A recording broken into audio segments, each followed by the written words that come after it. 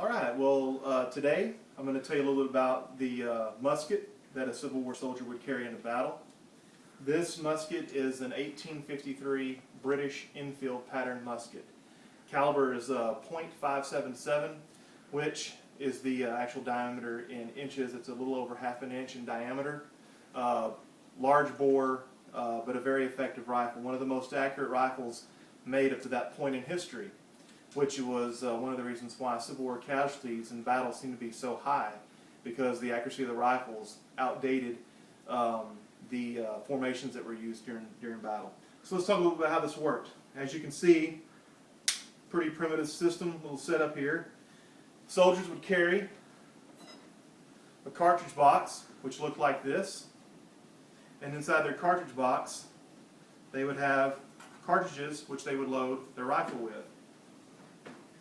The way this would work is, you would take your cartridge out of your cartridge box, you would bite off the end, you would pour your powder down the barrel, and once the powder was down the barrel, you would take your ramrod out, and you would push that round all the way down into the end of the barrel, remove the ramrod, and replace it. Bring the rifle up to a half cock, and you would have a cap pouch on your front hip here. You would place a cap over what's called the nipple, bring it to a full cock, and aim and fire.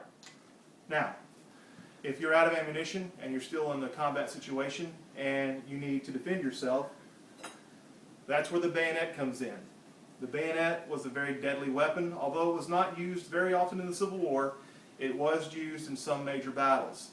And what you would do is, on the order of your captain, company commander, or your battalion commander, you would fix bayonets. And once the bayonet was fixed in place, your whole rifle becomes a long spear to be used as an extremely deadly weapon. I hope you've enjoyed this session on the Civil War soldier.